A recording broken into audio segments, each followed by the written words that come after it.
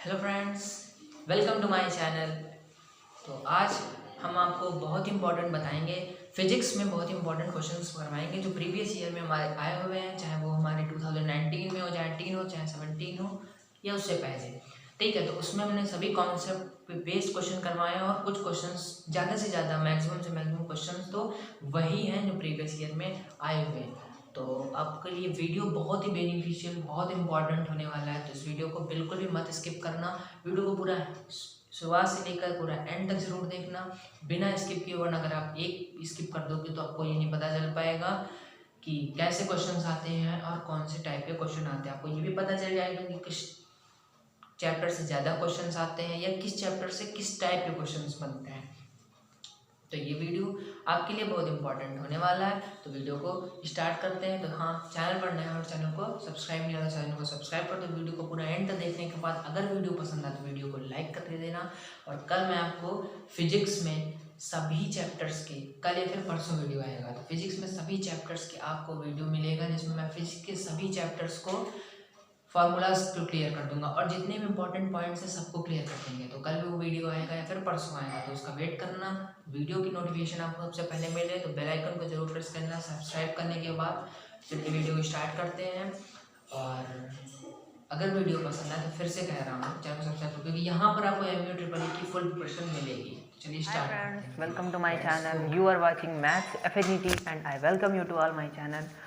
आज हम previous year questions करेंगे फिजिक्स में। फिजिक्स में जो प्रीवियस ईयर क्वेश्चंस आए हुए हैं, जैसे कि हम बात कर सकते हैं 19, 18, 17 या उससे पहले, मतलब उसी बेस्ड कॉन्सेप्ट पर या एग्जैक्ट वही क्वेश्चंस आए हुए हैं, तो उन्हीं में हमने कुछ क्वेश्चंस को लिया है फिजिक्स में। ठीक, आई रिपीट, मैंने फिजिक्स में प्रीवियस ईयर के कुछ क्वेश्चंस लिया है या फिर वो डायरेक्ट उस कॉन्सेप्ट पर बेस्ड हैं। अगर वो कुछ क्वेश्चंस तो डायरेक्ट हैं वही, और कुछ क्वेश्चंस उस कॉन्सेप्ट पर, कुछ क्वेश्चंस उस कॉन्सेप्ट पर भी हैं।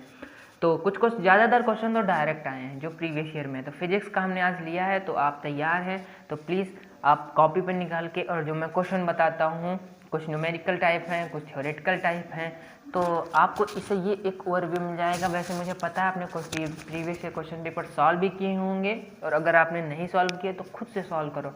मैं आपको कॉन्सेप्ट क्लियर करूँगा, ठीक है, हर चैप्टर का, और इम्पोर्टेंट टॉपिक बताऊँगा। बट आपको क्वेश्चंस तो प्रीवियस ईयर खुद करने होंगे, तभी आपका समझ पाएगा। मैं यहाँ पे बताऊँगा उससे कोई मतलब नहीं, जब तक खुद नहीं प्रीवियस ईयर क्वेश्चन कर पाओगे।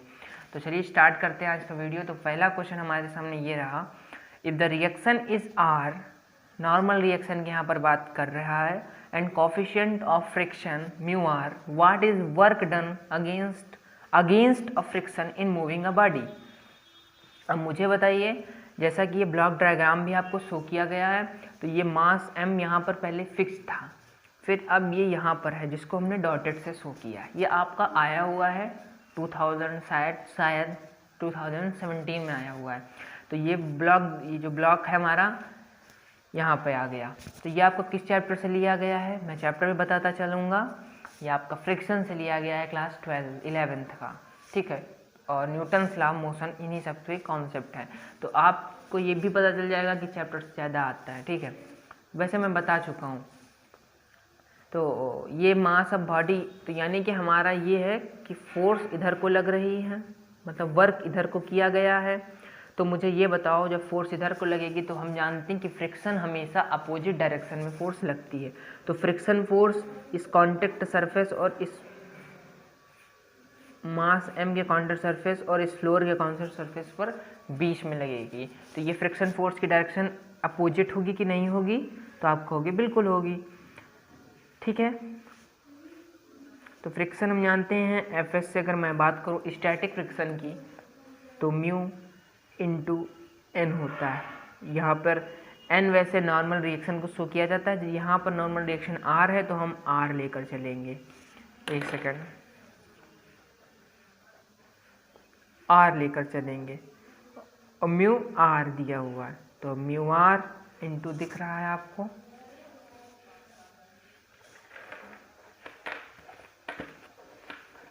ठीक है, म्यू r।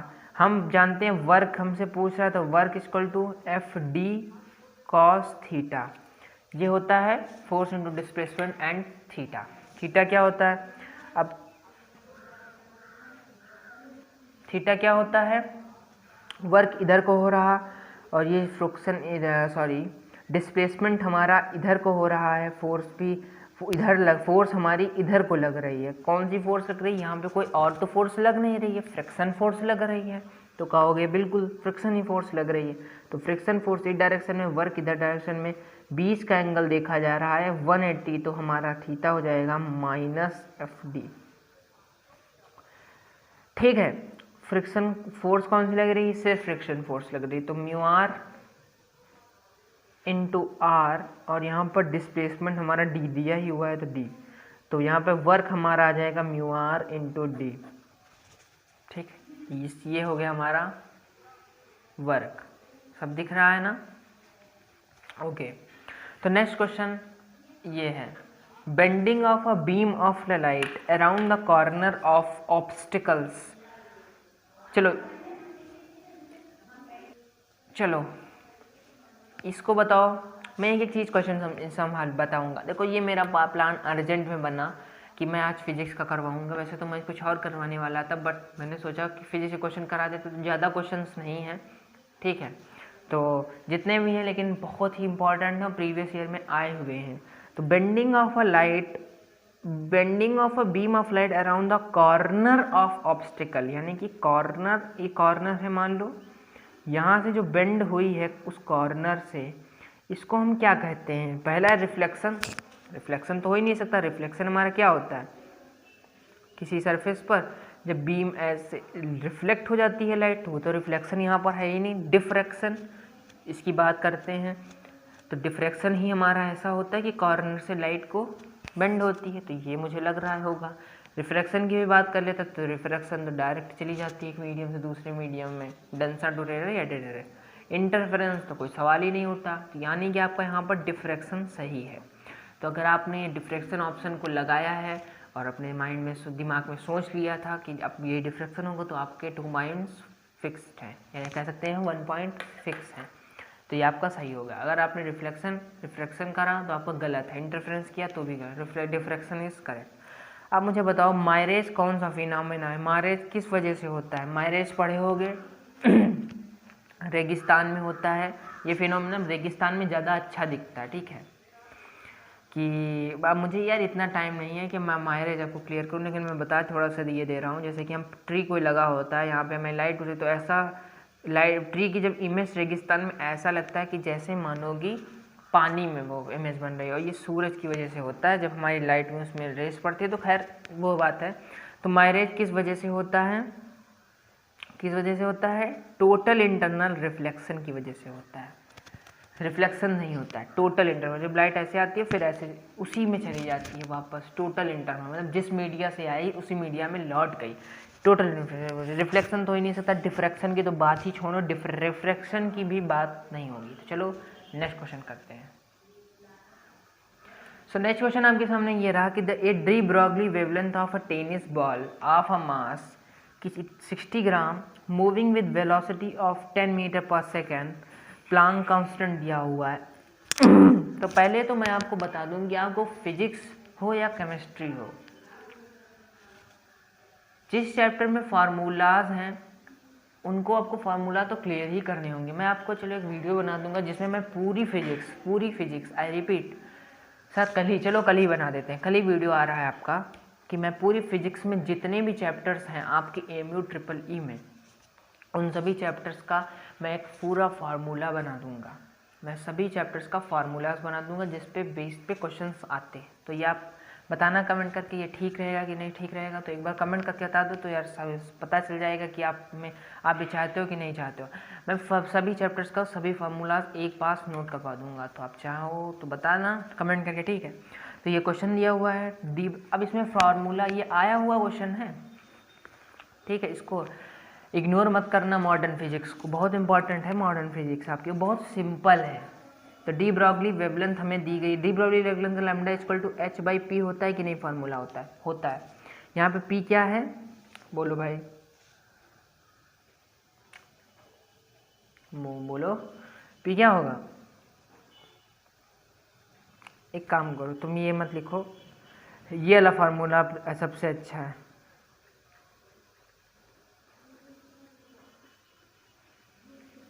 ठीक है, सही है,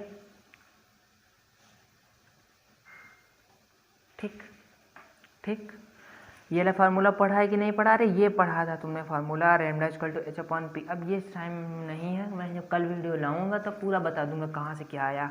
तो लैम्डा इक्वल टू ये हमारा मोमेंटम होता है, Planck constant, p equal to mv, फिर हम यहाँ पे मास की वैल्यू, तो वो बहुत बड़ी बात है, वो कल बता देंगे। ठीक है, आज उतना टाइम नहीं, आज क्वेश्चन पे फोकस करते हैं। तो ये हमने फार्मूला पढ़ाए हैं। ठीक है, अब चलो de Broglie wavelength of tennis ball of mass, हमें डी ब्रॉगली वेवलेंथ फाइंड करनी है। तो lambda equal to Planck constant की वैल्यू देखो 6.6 इंटू 10⁻34 दी गई है। आपको दिख रहा है?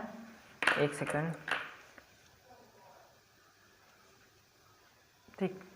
और √2 mk, और मास हमारा दिया 60 ग्राम। अब के कैसे फाइंड करें? तो के हम जानते हैं कि हम यहाँ से के फाइंड, आप कहोगे तो लैम्डा, अगर जिन लोगों को पता होगा इसके फार्मूलाज कई सारे, तो आप कहोगे तो लैम्डा के तो कई फार्मूला होते हैं, तो हमने सिर्फ ये क्यों यूज किया, काइनेटिक एनर्जी वाला ही क्यों यूज किया, इसका तो बहुत सारे फार्मूला होते हैं। तो आप कहोगे, मैं कहूँगा बिल्कुल सही आप कह रहे हो, क्योंकि इसमें मैं वेलोसिटी दी गई, मास दी गई, तो काइनेटिक एनर्जी का हम फार्मूला जानते हैं 12mv²। चलो सॉल्व करते हैं। एक काम सुनो, मेरी बात सुनो यार, तुम ग्राम को किलोग्राम में खुद बदल लेना, ठीक है? मैं डायरेक्ट यहाँ इस टाइम कम है तो मैं आपको बता दे रहा हूँ। mv², तो 10 × 10, 3 × 10⁻³ आ जाएगा मीटर पर सेकंड स्क्वायर। ठीक, मीटर, सॉरी जूल। तो यहाँ पर आप गया 3 × 10⁻³। अब आप इसको जब सॉल्व कर लोगे, सॉल्व करना तो पता है, मैंने पूरा बता दिया। 3 × 6,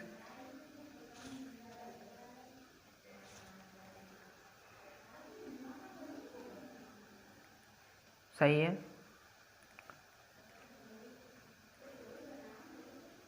अब आप इसमें स्पेस कम है तो अब मैं पूरा सॉल्व नहीं करूँगा।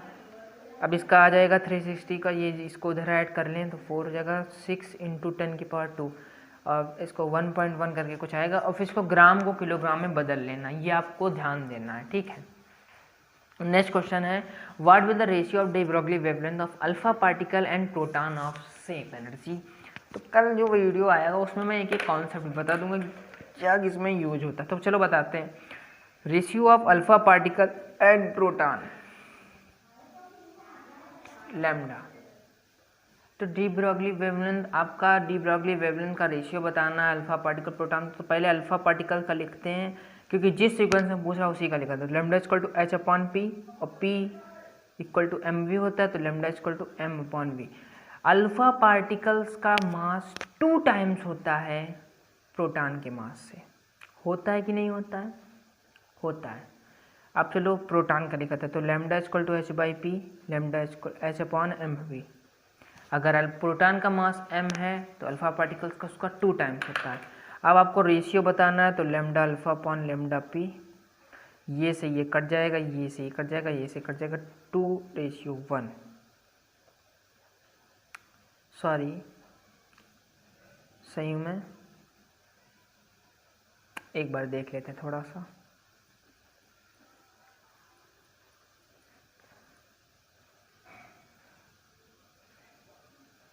वन रेशियो 2 आएगा, सॉरी 1:2। आई बात समझ में? बस हमें फार्मूला पता होना चाहिए, थोड़ा सा मास, और उसमें पता होना चाहिए रिलेशन कि उसका मास कितने टाइम्स होगा, उसका मास कितने होगा। तो इसमें आपका ऑप्शन होगा 1:2।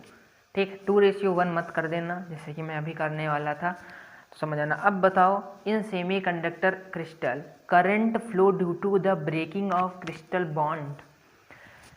सेमी कंडक्टर क्रिस्टल में जब बॉन्ड टूटते हैं, क्रिस्टल बॉन्ड कह सकते हैं आप, कोवेलेंट बॉन्ड जब टूटते हैं, तो उसकी वजह से जो करंट फ्लो होता है वो किस में होता है? तो इसके ऑप्शंस हैं, डोनर की वजह से, एक्सेप्टर की वजह से, कि इंट्रिंसिक सेमीकंडक्टर, एक्सट्रिंसिक। तो ये दोनों तो फालतू के हैं, इस वजह से नहीं होता। इंट्रिंसिक सेमीकंडक्टर होता है, क्योंकि इंट्रिंसिक सेमीकंडक्टर प्योर सेमीकंडक्टर होता है। आपको पता होगा सेमीकंडक्टर, ये भी मॉडर्न फिजिक्स है। इंट्रिंसिक सेमीकंडक्टर प्योर होता है, इसमें जब हम एनर्जी बढ़ाते हैं तो हमारे कोवेलेंट बॉन्ड टूटने लगते हैं। वो बड़ी बात है, वो बहुत आगे की ये थ्योरेटिकल पूरा है, तो उसको मैं चलो बता देंगे एक दिन, तो उसको भी तो बहुत चीज़ें पेंडिंग में पड़ी हुई हैं, उसको भी बता देंगे। एक्सटेंसिव सेमीकंडक्टर क्यों नहीं होगा, इसमें हम डोपिंग करते हैं, डोपिंग की वजह से हमें फ्री इलेक्ट्रॉन्स मिलते हैं एन टाइप में और होल्स मिलते हैं पी टाइप में। तो ये भी नहीं होगा, तो इंट्रिंसिक सेमीकंडक्टर में ही कोवेलेंट बॉन्ड टूटते हैं, जिसकी वजह से हमें एनर्जी देते हैं। आप कहोगे, अब कुछ लोग कहेंगे नहीं एक्सटेंसिव सेमीकंडक्टर में भी तो इलेक्ट्रॉन बॉन्ड टूटते हैं पर वो बहुत कम टूटते हैं और इंट्रिंसिक सेमीकंडक्टर में करंट फ्लो बॉन्ड टूटने की वजह से ही होती है।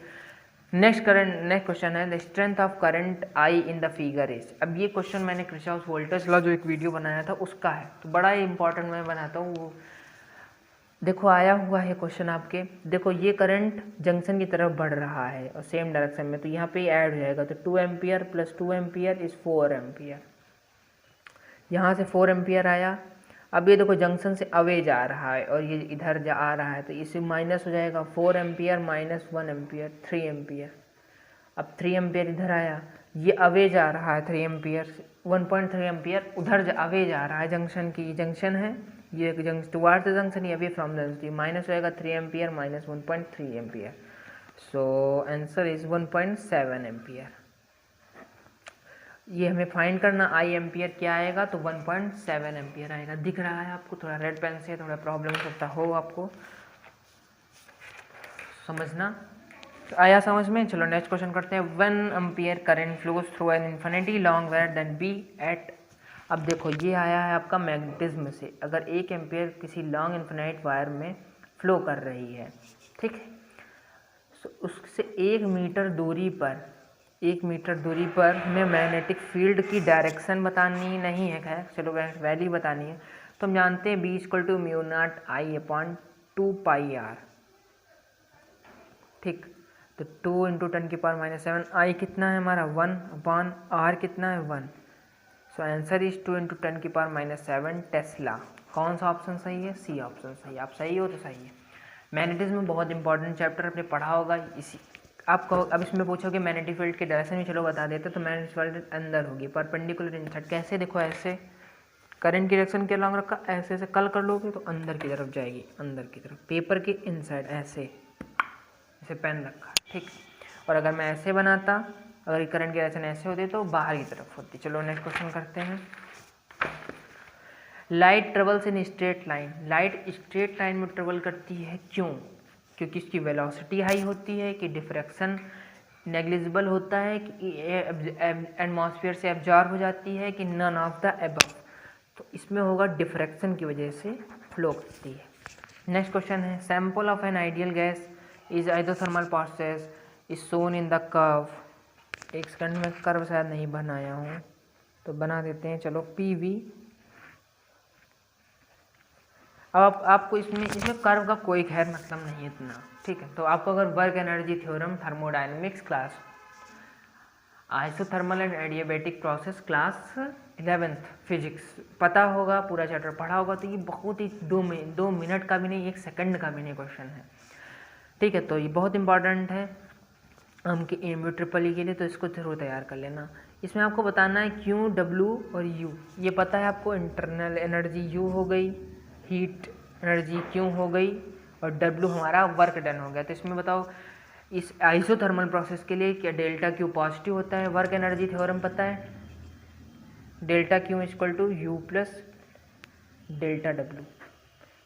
तो इसमें आपका कौन सा ऑप्शन सही होगा? B ऑप्शन सही होगा, क्योंकि इसमें इंटरनल एनर्जी माइनस होती है, वर्क हमारा पॉजिटिव होता है। तो श्योर बात है, बिल्कुल उसमें कह सकते हैं, कोई डाउट ही नहीं होना चाहिए कि इंटरनल एनर्जी 0 हो जाएगी, कोई प्रॉब्लम तो नहीं, माइनस करोगे इससे एनर्जी थ्योरम से, वर्क एनर्जी थ्योरम से। नेक्स्ट बताओ क्वेश्चन, ये बहुत इंपॉर्टेंट क्वेश्चन है, बहुत ज़्यादा इंपॉर्टेंट क्वेश्चन है। विच इज़ एडिवेटली एंड आइसोथर्मल कर्व। ये आपके आया हुआ है एक बार पेपर में 2008 या नहीं सॉरी 2012 या 13 में, ध्यान नहीं है।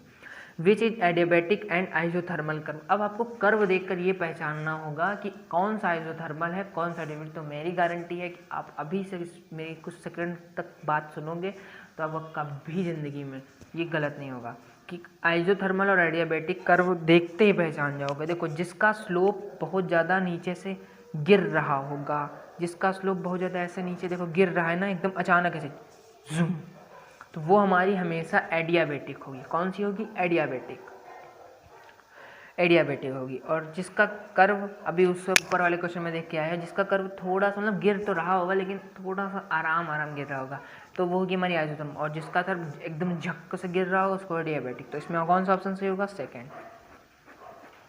क्योंकि सेकंड में देखो एडियाबैटिक भी आइसोथर्मल, यही होगा। चलो भाई last question, 12th question, the wave use in Lasik eye surgery. अब लेजिक आई सर्जरी बहुत इंपॉर्टेंट है, ये आपके 2016 में क्वेश्चन आया हुआ है कि लेजिक आई सर्जरी में कौन सा वेव यूज की जाती है, मतलब आई की सर्जरी जब की जाती है तो उसमें कौन सी लेजिक आई सर्जरी, तो उसमें कौन सी रेडियो? एक्सरे कतई नहीं, रेडियो वेव्स बिल्कुल नहीं यार, माइक्रोवेव्स नहीं, अल्ट्रावायलेट रेस। कौन सी रेस? अल्ट्रावायलेट। तो आई होप को वीडियो पसंद आए तो वीडियो को लाइक कर देना, चैनल को नया हो, चैनल को सब्सक्राइब नहीं किया तो चैनल को सब्सक्राइब भी कर देना। मैं मिलता हूँ उसकी नेक्स्ट वीडियो में, और कल आएगा आपका बहुत इम्पॉर्टेंट वीडियो जिसमें मैं सभी फार्मूलाज को डिस्कस कर लूँगा, कल या फिर परसों, तो कुछ नहीं कहेंगे अभी, कल परसों में आ सकता है वीडियो। तो प्लीज़ चैनल को सब्सक्राइब कर लो।